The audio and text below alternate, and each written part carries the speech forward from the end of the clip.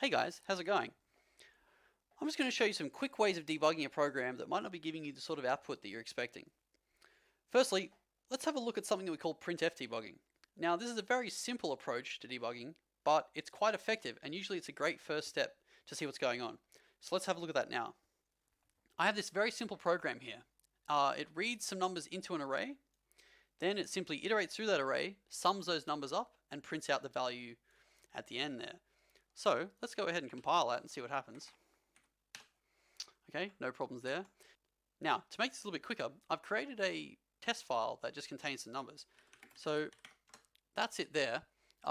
Contains 1, 2, 3, 4, 5, 6. Okay, so the sum of that should be 21. Let's try passing that into our program and we'll see what happens.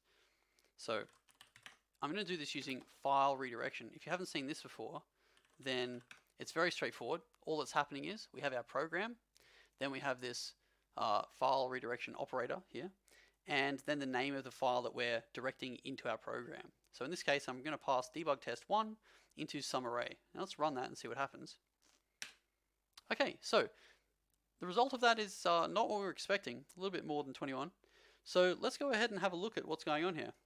Now, probably the first thing that we'd want to do is pop a printf in here and see what the values are that are being read in. Okay, we want to have a look at what's coming in because that's what we're adding together.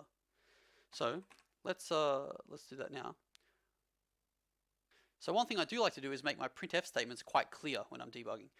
This just makes it easier for me to read what's going on when I'm printing out these values. Okay, so in this case, I'm going to print out the name of the array.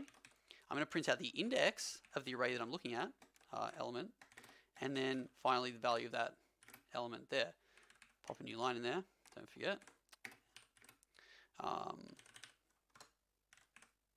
Okay, so I've got my array name, I have the index of that array that I'm looking at, and then finally the value at that index. Okay, so let's go ahead and compile that again and see what happens. Okay, straight away we can see the issue. We have this huge number in here. You probably have a good feeling about what this could be. It looks to me like an uninitialized variable. If we go back to our code, we have a look at this, and we notice straight away that, yeah, this array hasn't been initialized. So let's go ahead and do that now, and give that a recompile, and let's see what happens. Okay, great. So here we can see that, yeah, the array is now being initialized, and we're not getting that large number anymore. We're getting the correct value.